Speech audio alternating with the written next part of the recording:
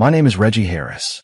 I am 34 years old, and I build custom kitchen cabinets and furniture in Houston, Texas. I was finishing up a custom kitchen cabinet job on the west side when my phone rang. It was my fiancée, Kesha, calling to ask if I wanted to meet her and her friends for dinner at some upscale place downtown. After 10 hours of precision cuts, leveling, and installations, I was not exactly dressed for fine dining, but she insisted. She said it would be fun, that her girls wanted to see me, that I should not worry about what I was wearing. I hesitated for a second, looking down at my clean but worn work boots and faded jeans, and my stomach tightened. Something in me told me to pass, to go home, shower, and rest. I pushed that feeling aside and told her I would be there. I pulled up to this trendy restaurant downtown, where everything looked like it cost twice what it should, from the lighting fixtures to the tiny plates they called appetizers. I walked in still in my work clothes, clean, but clearly dressed like a man who works with his hands for a living. The hostess gave me that look, the quick up and down scan, like she was wondering if I was lost or delivering something. When I told her I had reservations under Kesha's name, her expression shifted into professional politeness, and she led me through the crowded dining room to a corner table where my fiancée sat with 3 of her friends. Their conversation was flowing when I walked up, full of laughter and clinking glasses, but stopped dead when they saw me. Kesha looked embarrassed. Not the good kind of embarrassed, like when your man shows up unexpectedly with flowers, but the kind where you wish he had not shown up at all. Her eyes flicked over my boots, then to her friends, then back to me. I pulled out a chair and sat down. I said, "Sorry I am late. I had to finish installing those cherrywood cabinets for the Jefferson family. They want everything perfect for their anniversary party tomorrow." One of her friends, a woman named Crystal who worked at some marketing firm, barely looked up from her phone. She said, "That is nice," in a flat tone before going right back to whatever she was scrolling. The energy at that table fell off from the start. They were smiling, but it was tight. Their laughter sounded forced, like they had been having a different kind of conversation before I walked in and were not sure how to pick it back up. I have been around enough people in enough houses to know when something is wrong. Clients try to hide arguments, tension, or stress, but it hangs in the air. That same feeling sat between me and those women. I try to brush it off. I ordered a beer, listened to them talk about work, social media, and some co-workers' destination wedding in Miami, and answer questions when Kesha tossed one my way, but it felt like I was a guest appearance on a show that had not really invited me. At some point, I excused myself to go to the restroom. On the way back, I heard voices carrying from around the corner, near the hallway leading to the bathrooms. The acoustics in that place bounced sound farther than the speakers realized. I recognized Kesha's voice and the voices of her friends. They thought I was still washing my hands. I slowed my steps when I heard my name. Crystal said, "Honestly, Kesha, you could do so much better. I mean, he is sweet and all, but he is not exactly impressive, is he? You are young. You are beautiful. You should be aiming higher." Another friend murmured agreement. Crystal continued, "I'm just saying, do you really want to spend your life with someone who, well, works with wood?" The way she said works with wood made it sound like an insult, like I was beneath them. My fiancée's voice was softer, but I heard her clearly when she said, "Sometimes I wonder if you all are right. Maybe I am settling." I stood there for about 10 seconds, letting that sink in like a slow punch. $38 an hour building custom furniture, renovating homes, running my own business, putting money aside for our future, planning a life with her, and I was apparently not impressive enough. To her friends, I was a man in work boots, a man with calloused hands, and a truck instead of a luxury sedan. To Kesha, I was something she might be settling for. The words stung because they were not said in anger. They were casual, like she had thought them many times before. I walked back to the table and sat down like nothing had happened. I ordered another beer, made small talk about the weather, the Astros, and a new brunch place downtown that one of them would not stop praising. I smiled when it seemed appropriate. I listened to their stories and nodded in the right places. On the surface, everything looked the same, but something inside me had shifted, and I knew it was not shifting back. After the waiter walked away, I looked directly at Kesha and said, "So, what do you think about aiming higher?" The color drained from her face so fast it was almost visible. She said, "What do you mean?" I held her gaze. "I mean, if you think you're settling, maybe you should stop settling." Her friends went very quiet. The clinking of glasses and hum of the restaurant faded to a dull blur behind us. Kesha said, "Reggie, I do not know what you are talking about." I said, "I think you do." I finished my beer in 3 slow swallows and put $20 on the table, even though I knew it did not cover the full tab. I said, "But that is fine. Consider yourself free to aim as high as you want." I stood up. My chair scraped the floor louder than I expected. I looked at each of her friends one by one, then back at her. I said, "The ring is in my truck. Do you want it back?" Kesha's eyes widened, and her voice jumped an octave. "Wait, what are you doing?" I said, "What I should have done the moment you decided I was not good enough." I pulled out my truck keys and held them loosely. "You can get the ring now, or I can drop it off tomorrow. Your choice." I turned and walked toward the door. Behind me, I heard chairs scraping and hurried footsteps. Kesha followed me outside, her friends trailing behind like they were watching a car accident they could not look away from. The night air felt cooler than it had when I arrived. Or maybe that was just the adrenaline. My truck sat under a streetlight at the edge of the lot. I unlocked it, opened the glove compartment, and pulled out the ring box I had saved 6 months to pay for. I turned and held it out to her. I said, "Here, go find someone more impressive." Her hands were shaking as she stared at the box. She said, "You are being unreasonable. I never said anything about." I cut her off. "You did not have to say it to me. You said it to them." I nodded toward her friends, who were standing a few yards away, suddenly awfully interested in the sidewalk. "And that tells me everything I need to know about what you actually think." For a moment, I saw a panic flicker across her face, like she realized the ground had just shifted beneath her feet. She took the ring with trembling fingers. She said, "We could talk about this. We can work through this. You are overreacting because you heard one piece of a conversation." I shook my head. "No, we cannot. Because now I know who I was planning to marry, and it is not someone I want to marry." I walked around her, opened my truck door, and climbed in. In the rearview mirror, I could see Kesha standing there with her friends, holding the ring box like she could not figure out what had just happened. But I knew exactly what had happened. I had just saved myself from a lifetime of not being good enough for someone who was never good enough for me. I drove home on autopilot, my mind running through every conversation we had ever had about the future, the house we would buy, the kids she had said she wanted someday. The way she used to say my work ethic was one of the things she loved about me. It all fell hollow now. The first thing I did when I parked in my driveway was sit in the dark cab of my truck for a full minute, gripping the steering wheel, breathing slowly until the tightness in my chest eased. Then I went inside, grabbed a pen and the wedding folder from the kitchen drawer, and started making calls. The venue manager at Bayou Oaks Event Center picked up on the third ring.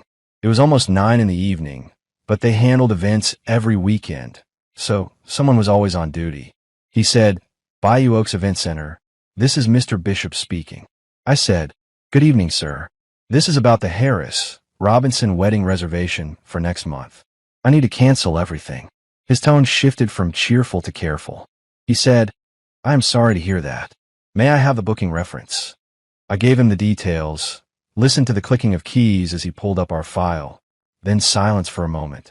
He cleared his throat and said, "Sir, I have to inform you that canceling this close to the date means forfeiting the deposit. That is $3,500. I said, "I understand. Cancel it anyway." He hesitated. "Are you sure? Sometimes couples reconsider. Perhaps you would like to discuss this with your fiancée first." I said calmly, "There is no fiancée. Please cancel everything." There was another pause. Then he said quietly, "Understood. I will process the cancellation right now. I am genuinely sorry it did not work out for you." I thanked him and hung up. By midnight, I had made 8 phone calls. The caterer, who tried to sound sympathetic, but mostly sounded disappointed about the lost full booking. The photographer, a man named Gerald who specialized in weddings and family portraits. The florist, a woman who kept saying, "Oh no, honey," every few sentences. The disc jockey, who had just loaded our playlist into his system. Even Pastor Green at New Hope Baptist Church, who had agreed to officiate the ceremony. Each conversation was the same. Yes, I understood about the deposits. Yes, I knew I would not get most of that money back. Yes, I was certain. No, I did not want to reschedule. Gerald, the photographer, actually tried hardest to talk me out of it. He said, "Look, man, I have seen couples have cold feet before. By the time the rehearsal comes around, they are laughing about it. Maybe sleep on this and call me tomorrow. I can hold your date for 24 hours. I said, it is not cold feet. The engagement is over. I need the date available for someone else. There was a short silence. Then he said, all right. I respect that. For what it is worth. I hope you end up with someone who sees your value. I said, that is the plan, and thanked him before hanging up. Better, I thought as I looked at the stack of contracts, than losing a lifetime. Around 11:30, while I was putting the binder of canceled contracts back into the drawer, my phone started buzzing over and over. Text after text from Kesha lit up the screen, followed by calls. Can we talk? Please answer. You misunderstood. The phone vibrated nonstop. I set it face down on the counter, then finally turned it off altogether. I was done listening to her voice. I was not interested in explanations that should have never been necessary in the first place. Saturday morning, after a few hours of restless sleep, I drove to Harper & Sons Jewelers where I had bought the engagement ring. The bell above the door chimed when I walked in. The same salesman who had helped me pick it out 6 months ago, a middle-aged man named Mr. Harper, looked up and smiled automatically. He said, back so soon? Do not tell me you need a bigger diamond already. I placed the ring box on the counter between us. I said, I need to return this. His smile faded. He opened the box, examined the ring carefully, and his expression softened with understanding. He said, I am truly sorry to hear that. Our policy for rings is typically store credit within a certain time frame. However, given that this is in perfect condition and you purchased it less than a year ago, I can offer you 70% of what you paid as a refund. I said that works. While he processed the return, he made polite, awkward conversation about how these things happen and how it is better to figure things out before the wedding day. I nodded, but did not really respond. A few minutes later, I walked out with a check for $2,100 and no ring. Next stop was the bank. I had added Kesha to my savings account 3 months ago when we started paying deposits and planning the wedding. That was getting changed immediately. The banker, a professional woman named Helen, led me to her desk and asked how she could help. I explained that I needed to remove a secondary account holder and change the account number. She looked at the screen, then at me, and said gently, I'm sorry you are dealing with this. We can certainly take care of it. She typed for a while, then said, I will need to remove the secondary account holder and issue you a new account number. The funds will be transferred into the new account by the end of the business day. You will also receive new debit cards in the mail. I said, perfect. Just to confirm, this means she will no longer have access to any of these funds or any account information. Helen nodded. That is correct. Once this is finalized, she will not be connected to your accounts in any way. I signed where I needed to sign, thanked her, and walked out feeling lighter. By Sunday evening, I had methodically erased every trace of our wedding plans. No drama on social media, no long text arguments, no scenes. Just clean, efficient action. The same way I approach my work. Measure, mark, cut, sand, finish. My friend Leon stopped by that Sunday while I was reorganizing my garage, lining up clamps and sorting screws into label containers. He had heard through the grapevine that something had happened. He walked in, looked around, then said, Man, what is going on? Kesha has been calling everybody asking where you are. I handed him a beer from the mini fridge and said, We broke up. He blinked. What? When? I said, Friday night. He sat down on my workbench like he needed extra support. He said, What happened? I wiped sawdust off my hands and told him. She decided I was not impressive enough. So I decided she was right. Leon stared at me. That is ridiculous. You two were planning a wedding. I said, We were. Past tense. Turns out she was settling for me, and I do not want to be someone's backup plan. He shook his head like he was trying to process it. So you just ended it. I said, I ended it, canceled everything, returned the ring, and moved on. Leon looked at the neatly stacked lumber in the corner, then back at me like he could not believe how calm I sounded. He said, Man, do you not want to fight for it? Talk it through. At least hear her out. I took a long drink of my beer and said, Fight for what? The privilege of spending my life with someone who thinks I am not good enough. He opened his mouth, then closed it. I continued, I have more self-respect than that. A little later, after he had gone quiet for a stretch, my phone buzzed on the workbench. I had turned it back on that afternoon.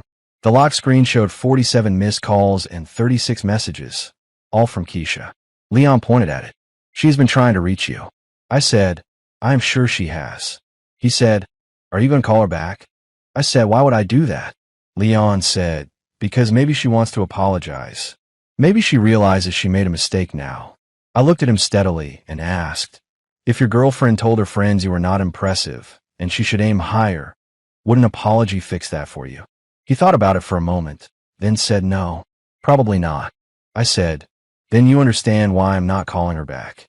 That night, sometime after dark, Kesha showed up at my door.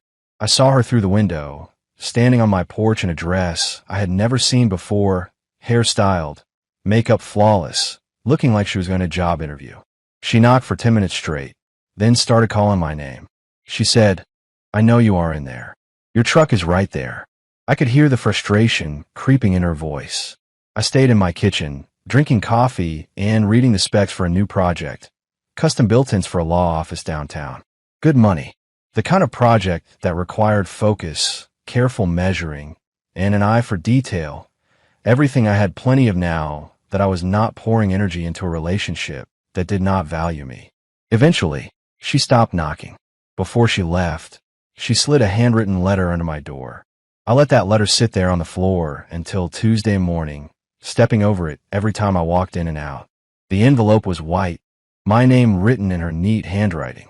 On Tuesday, I picked it up, turned it over in my hands once, then tore it in half without opening it and dropped it in the trash.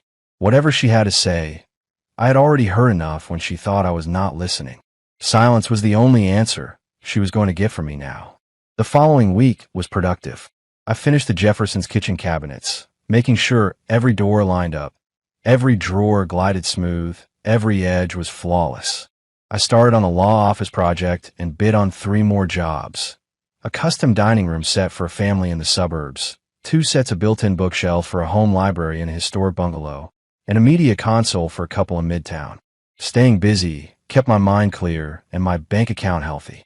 When my hands were moving, the noise in my head stayed quiet. Leon stopped by again on Thursday evening with updates I had not asked for. He set a 6-pack on the workbench and said, all right, I know you do not want to hear about Kesha, but you probably should hear this. I sighed but nodded for him to continue. He said, she is telling everybody the wedding is just postponed. I raised an eyebrow. Postponed. He said, yeah, she is saying you all had a fight, but you were working through it and just taking some space. I set down the sandpaper I was using. We are not working through anything. There is nothing to work through. Leon said, I know that. You know that. But she has everybody believing you are just being dramatic and will come around. I asked, what is your point? He said, my point is she is not accepting that this is over. She is rewriting the story before people even know what happened. And what if she keeps telling it that way? What if people start thinking you are the one being unreasonable? I looked at him. Leon, do I look like I care what people think? He stared at me for a second and then admitted, no, not really. I said, the record is straight where it matters. I know what happened. She knows what happened. That is all that matters. What I did not know was that Kesha was planning something that would force the issue. The following Saturday, I was on a ladder installing crown molding in that downtown law office when my phone rang. Unknown number, local area code. I considered letting it go to voicemail, but answered. Hello. A female voice said, hi, is this Kesha's fiancé? I almost hung up. I said, who is this? She said, this is Lauren. I am one of her bridesmaids. I'm calling about tonight. I said, what about tonight?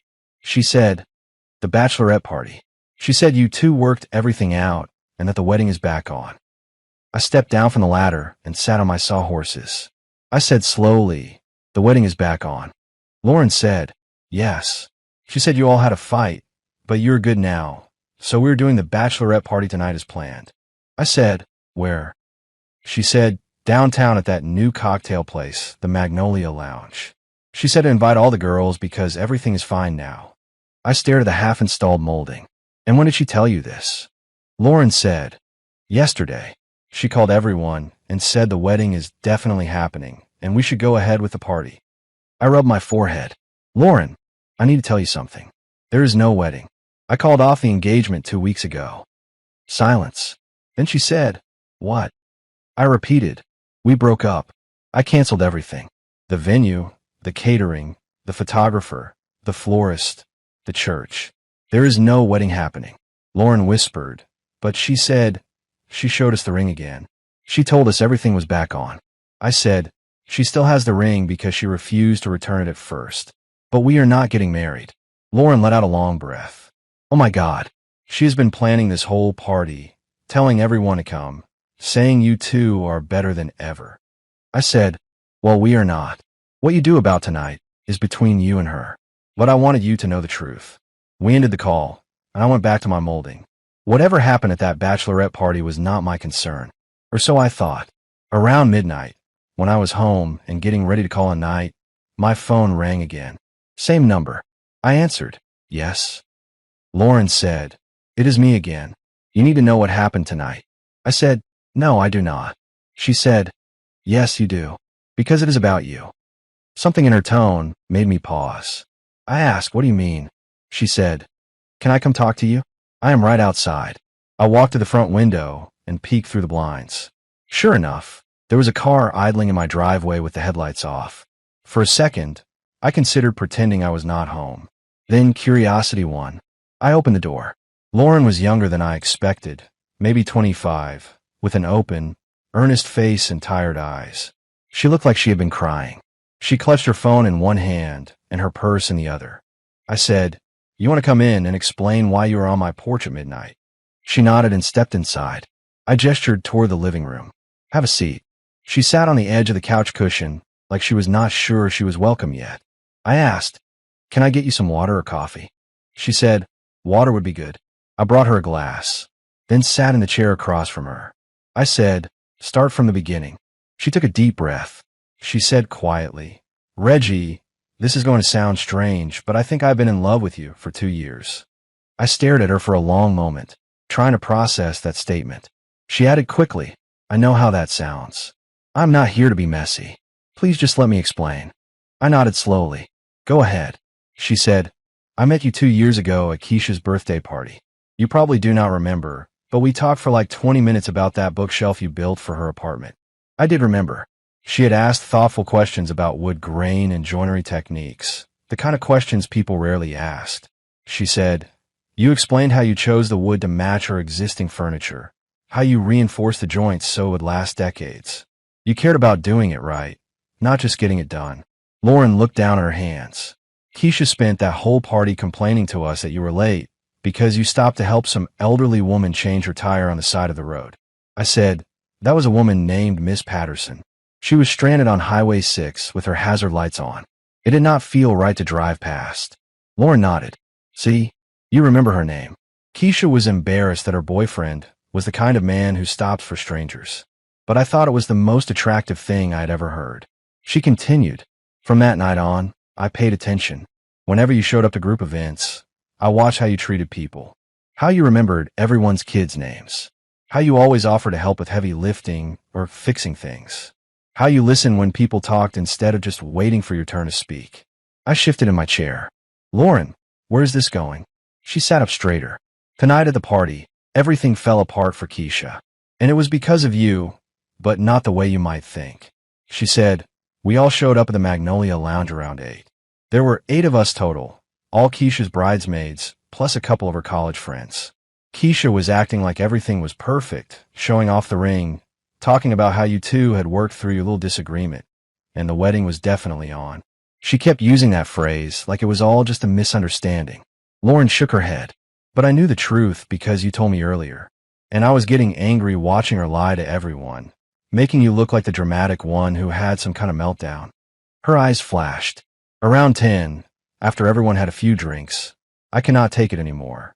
So I told them the actual story about what happened at dinner 2 weeks ago, about how she and her friends decided you were not impressive enough, about how you handled it with more class than she deserved. I raised an eyebrow. How did you know all of that? Lauren said, because Crystal, the one from the dinner, felt guilty and told me the whole story 3 days ago. She said they had been pushing Kesha for months to find someone with more money, someone in a suit instead of work boots, someone who could take her to country club events and impress her parents. And Kesha went along with it. Lauren said, She more than went along with it. Once I started talking tonight, the whole story came out. Turns out she has been complaining about you to those friends for months. Your job, your truck, the fact that you prefer watching football on Sunday to going to wine tastings, the way you like working with your hands instead of sitting in an office. She told them you were fine for now, but that she wanted to upgrade eventually. I felt that familiar anger stir again, steady but hot, and forced myself to keep my voice level. So what happened when you shared this at the party? Lauren almost smiled. Chaos. Complete chaos. Kesha tried to deny it at first, but Crystal was there, and she confirmed everything. Then 2 other friends admitted they had heard the same complaints for months. The rest of the bridesmaids just stared at her like they were seeing her for the first time. That is when it got interesting. She picked up her phone, tapped a few times, and said, "By the way, several of us thought you were amazing and have been wondering why Kesha seemed so lukewarm about marrying you." She said, "My older sister Janelle, who is the maid of honor, actually said she had been hoping you would wise up and leave before the wedding." She said it right there at the table. Lauren scrolled through her phone and held it out. "Look at this. This is from our group text after everyone got home." I hesitated, then took the phone. I read through the messages. Multiple women talking about how attractive they found me, how they had noticed I was always respectful and helpful, how I seemed like husband material, while Kesha treated me like an accessory she was not sure about. One message from someone named Tanika made me laugh out loud despite myself. She had written, "Kesha is out of her mind. That man knows how to use his hands, has a steady job, and treats people with kindness. What more do you want?" I handed the phone back. So Kesha's friends turned on her. Lauren nodded. It was brutal. By 11, half the party had left. Kesha was crying in her cocktail, while the remaining friends told her she had made the biggest mistake of her life. She kept saying they were supposed to support her, not gang up on her. They told her support does not mean lying for her. Lauren set her phone down and looked at me. "But here's the thing that really matters." I said, "What?" She held my gaze. "I told them I was in love with you." The room felt very quiet. I could hear the clock ticking in the kitchen. I said softly, "You told them that tonight?" Lauren nodded. "I told the whole table that I had been watching Kesha take you for granted for 2 years. That if I had a man like you, I would never let him question whether he was good enough. I said you were the kind of man who builds things to last, including relationships." And Kesha was too shallow to recognize what she had. I asked, "How did Kesha react to that?" Lauren sighed. She lost it. Started yelling that I was a terrible friend, that I had no right to want her fiancé, that she had always been grateful for you. Lauren continued. Then Janelle asked her one simple question. "If you were so grateful, why have you spent 2 years complaining about him to us?" And Kesha could not answer, because she knew we all knew the truth. She had been keeping you around until something better came along. And then when something better did not show up, she figured she could mold you into whatever she wanted. I stood and walked to the window, looking out my dark driveway, the spot where I had handed her ring back. I said, "Lauren, why are you telling me all this?" She stood up too, but did not move closer. "Because Kesha is planning to show up here tomorrow morning with some grand gesture. She is convinced that if she explains herself the right way, apologizes enough, promises to change, you will take her back." I said firmly, "That is not happening." Lauren said, "I know. I told her that tonight. I told her men like you do not give second chances to women who make them feel small. But I also told her something else." I turned back toward her. "What was that?" She took a breath. "I told her that if she was foolish enough to let you go, I was smart enough to try to win you over." Lauren smoothed down her dress with nervous hands. "That is why I came here tonight. Not to talk you into forgiving her, but to ask if you might consider having dinner with me sometime. With someone who has spent 2 years watching you be a good man, and thinking Kesha was the luckiest woman alive." I looked at her for a long moment. She was pretty, yes, but more than that, she seemed sincere. She had paid attention to details most people missed. She had stood up for me in a room full of people. That meant something. I said, "What kind of dinner?" She smiled faintly. "The kind where I ask you about your work, because I'm actually interested. Where I do not check my phone every 5 minutes or complain that your truck does not have heated seats. The kind of dinner where I appreciate getting to spend time with someone who knows how to treat a woman right." Before I could answer, my phone buzzed with a text message. Then another. Then 5 more in rapid succession. Lauren glanced at it and said, "That is probably Kesha. She's been texting everyone all night trying to figure out how to fix this." I picked up my phone, opened the first message, and read, "I know you are angry, but please let me explain everything. I can fix this. I love you." I deleted it without reading the rest. I put the phone face down and looked at Lauren. I said, "I appreciate you coming here tonight, and I appreciate your honesty. Let me think about the dinner thing, all right?" She nodded. "Take all the time you need. I just wanted you to know the truth before she showed up tomorrow." As she headed toward the door, she said, "By the way, she is planning to be here at 8 in the morning with coffee and bagels from that place you like on 5th Street. I asked, "How do you know that?" Lauren said, "Because she announced it to everybody before the party broke up. She said if she showed up with your favorite food and a big enough apology, she could win you back." I opened the door for her. I said, "Well, she is going to be disappointed." Lauren gave a small, tired smile. "Good. You deserve someone who does not need to lose you to realize you are worth keeping." After she left, I sat alone in my living room for a long time, thinking about everything she had told me. Kesha thought she could undo 2 years of taking me for granted with coffee, bagels, and tears. She was about to learn that some bridges, once burned, cannot be rebuilt. I woke up at 6:30 Sunday morning, made coffee, and sat on my back porch watching the sunrise paint the sky pale orange over the roofs of the neighborhood. Lauren had been right about the timing. At exactly 8 o'clock, Kesha's white Honda pulled into my driveway. I watched through my kitchen window as she got out, carrying a bag from Johnson's Bakery and 2 cups of coffee in a cardboard carrier.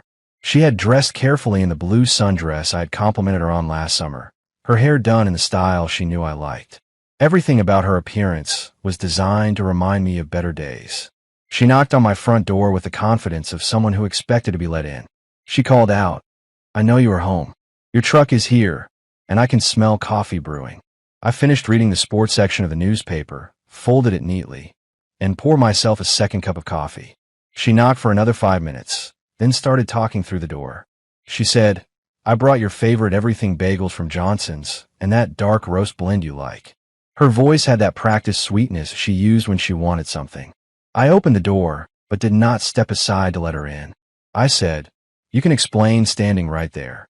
She looked surprised that I had opened so quickly, like she had expected more resistance, and rehearsed a speech for someone who would not answer at first. She said, "Can I come in? I brought breakfast." I said, "I already ate. Say what you came to say." Her composure slipped just a little. Her smile faltered. This was not how she had pictured this going. She said, "Look, I know you heard about what happened at dinner, but you misunderstood what I was saying." I said, "I misunderstood you saying I was not impressive and that you should aim higher." She shifted the bag in her hands. "That is not.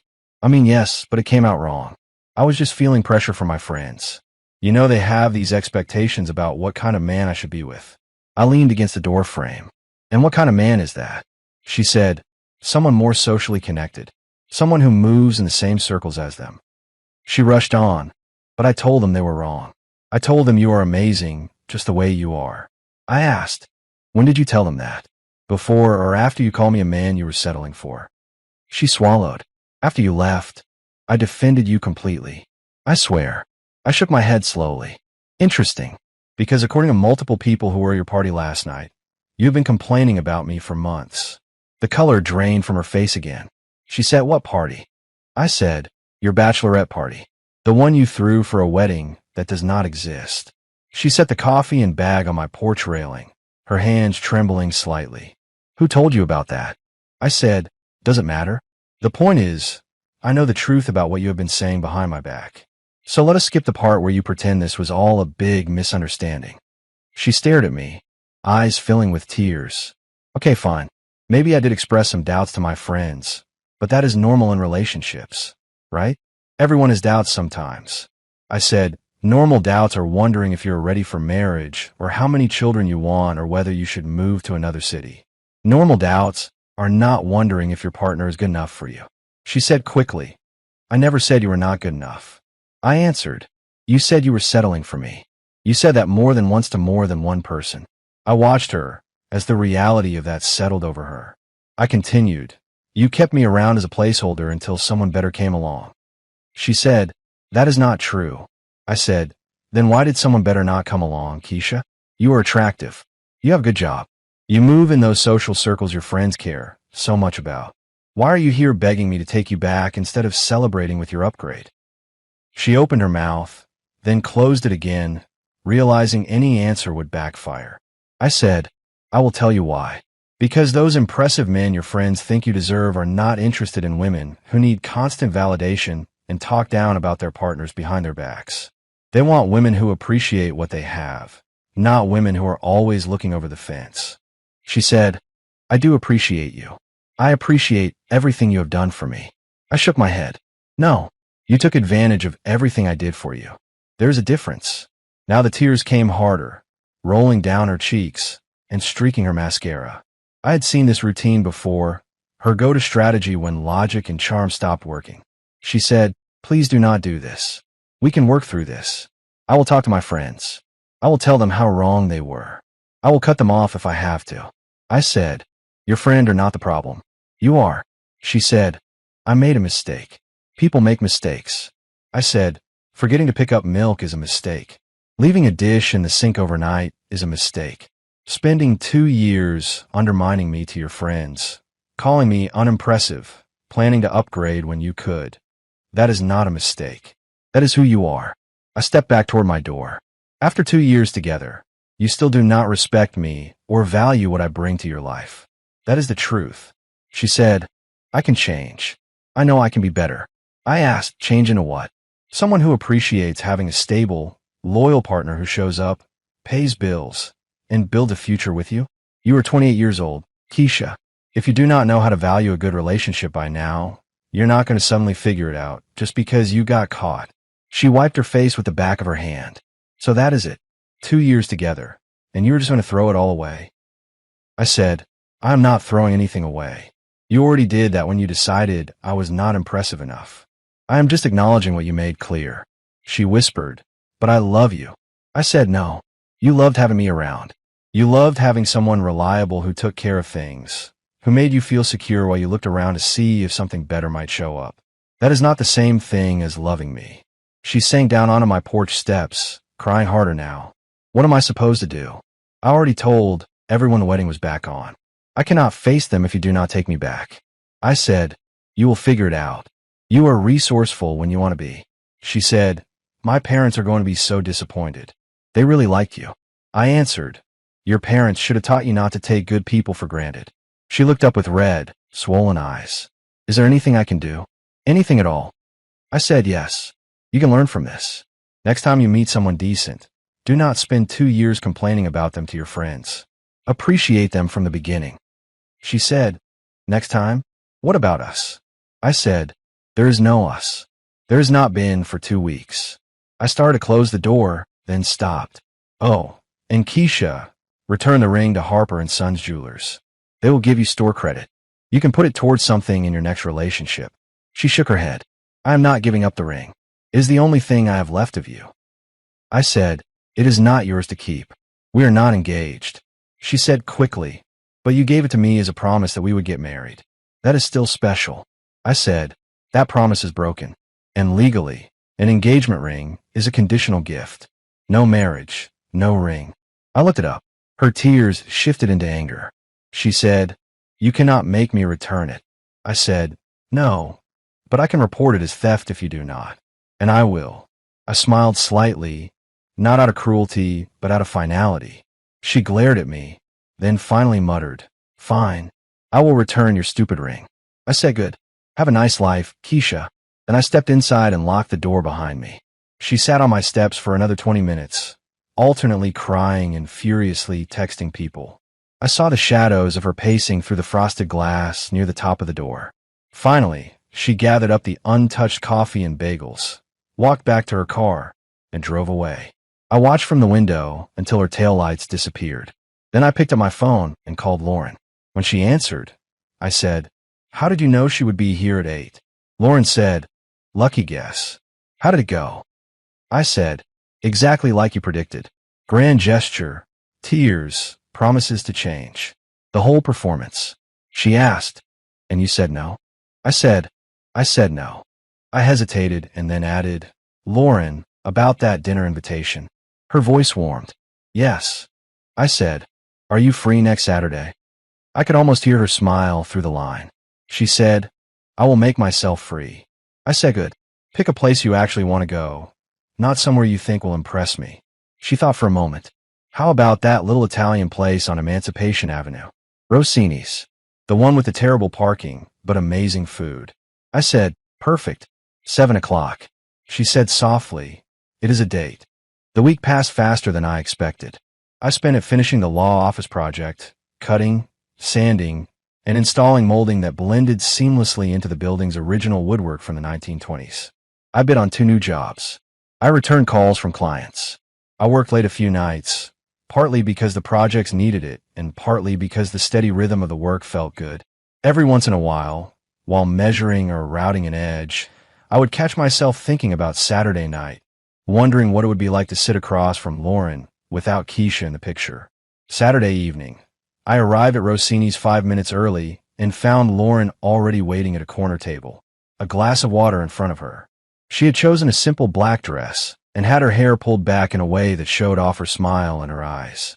No overdone makeup, no jewelry that cost more than my truck payment. Just a woman who looked comfortable in her own skin. I walked up and said, you clean up nicely. She smiled. So do you. Although I have to say, I like the work boots and jeans version too. It suits you. The conversation flowed easily, with none of the tension I had grown used to with Kesha, where I always felt like I was being evaluated. Lauren asked about the law office project, and I found myself talking about the challenges of matching existing woodwork, how the old building's walls were not perfectly square, how I had to adjust the angles by a degree or two to make everything line up. She listened with genuine interest, leaning in, asking follow-up questions that showed she was paying attention. She said, it is fascinating how much math and problem-solving goes into what you do. Most people think carpentry is just hammering nails.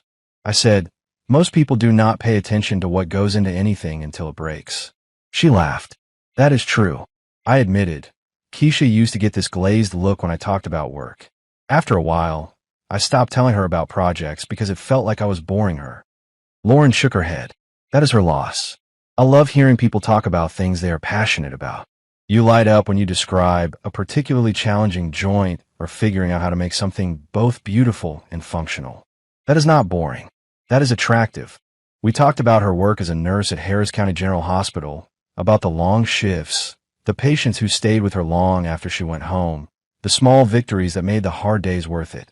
She described holding the hand of an elderly man who had no family in town while he went into surgery, and I could hear the care in her voice. We talked about our families, favorite books, and the small things that bring us peace. Me with a sharp chisel and a clean board.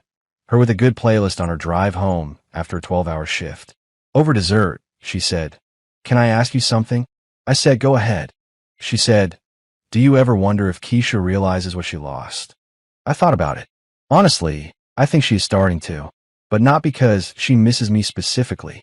I think it is hitting her that decent men do not grow on trees, and that she burned her bridge with one over peer pressure and insecurity. Lauren nodded. Her friends are not really talking to her anymore, you know. I raised an eyebrow. Really? She said, Janelle called me yesterday.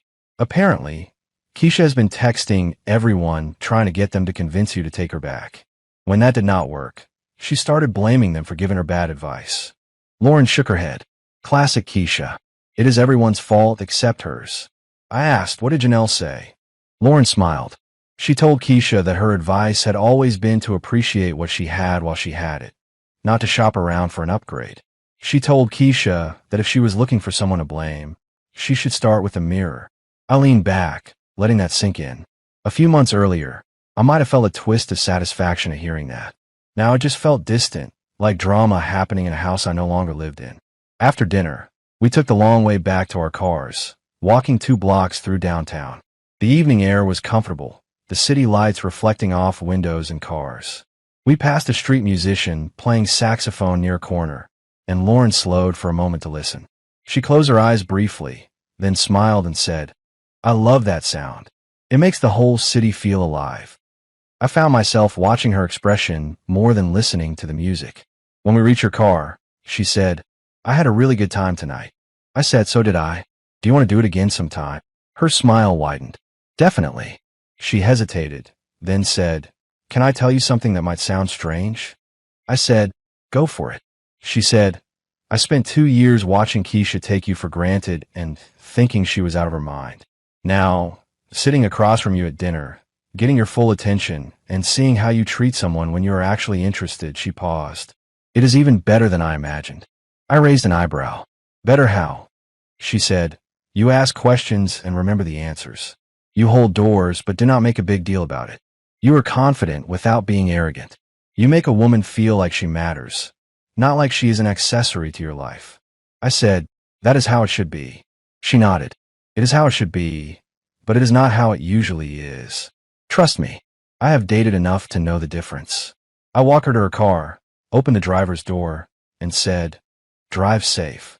Text me when you get home. She said, you want to check in? I said, I want to know you made it home. All right? There is a difference. She smiled. See, that is exactly what I'm talking about.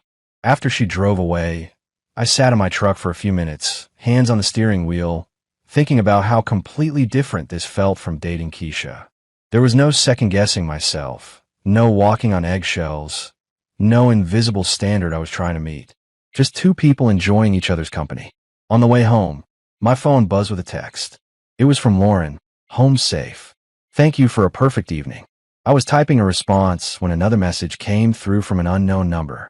It read, I know you are seeing someone new. I hope you're happy. I hope she appreciates what I was too foolish to see. Kesha had gotten a new phone number to get around the block. I stared at the message for a moment, then deleted it and blocked that number too. I did not reply. The chapter with her was closed. 3 months later, I was installing custom cabinets in another kitchen renovation. This one for a couple who loved to cook and wanted every drawer and shelf plan down to the last spice jar. I was adjusting a cabinet door, making sure it closed flush, when Leon stopped by with news. He leaned on the island and said, you hear about Kesha? I said no. What about her? He said she got engaged. I looked up from the hinge. Good for her. He said, some guy she met at her company's holiday party. He works in finance, drives a BMW, has season tickets to the symphony. The whole package. I tightened the last screw and stepped back to check my work. The cabinet doors hung perfectly. No gaps, no misalignment. I said, sounds like exactly what she was looking for. Leon studied my face. You were really okay with that. I closed the cabinet and wiped my hands on a rag. Leon, I am dating a woman who appreciates me. My business is busier than it has ever been. I sleep well at night, knowing I made the right decision. Why would I not be okay? He shrugged. Just checking. I wanted to make sure there are no regrets.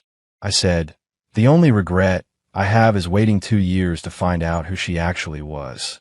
6 months after that, Lauren and I were in my house on a Saturday afternoon, painting the spare bedroom that was becoming her home office as she moved in. We had taken our time, built something solid, made sure we were compatible in all the ways that matter before combining spaces and lives. She was rolling paint onto the wall while I cut in along the trim. She said, did I tell you Kesha sent me a friend request on social media? I said no. When? She said, last week. She dipped the roller into the tray and added, I did not accept it. Obviously. I said, curious why she tried to connect. Lauren said, not that curious. I heard through the grapevine that Mr. Finance is not working out the way she thought. Apparently, he is generous but controlling. He expects certain things in return for his lifestyle. And Kesha is not adjusting well to being someone's arm candy instead of their priority. I dipped my brush in the paint and said, some people have to learn lessons the hard way. Lauren said, some people never learn them at all. She smiled, then added, but I am grateful she was too short-sighted to recognize what she had. Her loss, my gain. That evening, after we finished painting and cleaned up the supplies, we made dinner together in my kitchen, grilled chicken, vegetables, and cornbread. Lauren moved around the space like she had always belonged there, opening the right drawers without asking, teasing me about how neatly my spices were organized. At one point, she glanced over at the empty spot on the counter where Kesha's ring box used to sit before I returned it, and said, I'm glad you knew your worth. I wiped my hands on a towel and said, so am I. She stepped closer, put a hand on my chest, and said, good. because I plan to spend a very long time showing you just how right you were. We ate at the small table by the window, talking about nothing and everything. A new show she liked, a client of mine who wanted a table made from reclaimed wood, a vacation we might take in a year or two to New Orleans or maybe Atlanta. The ring box spot stayed empty, but it did not feel like something was missing. It felt like I had cleared space. Space for something built on mutual respect, steady care, and real appreciation. Space for a relationship where I did not have to wonder if I was impressive enough. Because the person sitting across from me already knew I was enough exactly as I was. Later that night, as we washed dishes side by side, Lauren bumped her shoulder lightly against mine and said, "You know, I still think about that first conversation we had about that bookshelf 2 years ago." I smiled. "The one where you asked me more questions about wood grain than anyone ever had." She laughed. "Yes, I remember thinking, if Kesha does not want him, I hope the universe gives me a chance." I said, "Looks like the universe did its job." She dried a plate and said, "So did you. You walked away when you realized you were not being valued." I thought about that for a moment and nodded. Sometimes the most important thing you build is the life you are willing to walk away from so you can make room for a better one. If you enjoyed this story, please like, comment, and share this video with your friends. Subscribe and turn on the notification bell so you never miss a powerful story drop.